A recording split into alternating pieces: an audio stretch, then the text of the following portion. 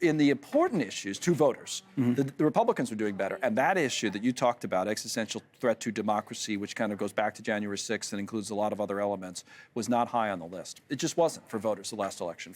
I mean, I'm not saying whether it should have been or not, but it wasn't. I agree. We do a lot of polling.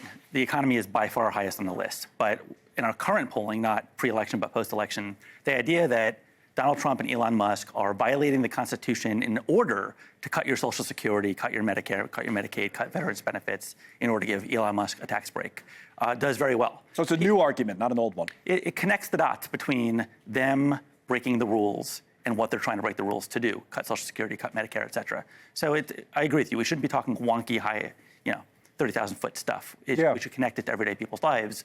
But the reason that you see people in town hall meetings now more than you did before really the funding freeze of a couple months ago, that was the crystallization moment where people were like, oh, they're coming for our programs and they're violating the law to do it. That's what got people into the streets. One other thing I would add, Chris Murphy, who I'm sure you're very familiar with from Connecticut, he was on Jon Stewart with The Daily Show this Monday. And he said something that I can't get out of my head, which is he said, the way things are going, the way they might be violating court orders and going against the Constitution, we are soon going to need to ask the American people to come into the streets by the hundreds of thousands, not the thousands, not the tens of thousands, the hundreds of thousands.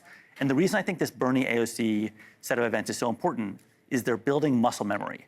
People aren't just receiving a message. They're going there and looking around being like, oh, I'm with 15,000 people. In the future, when we ask them to come out in the streets, they'll be like, I won't be alone. And that's what they're doing, building muscle for future protests to come when the American people need to save our country.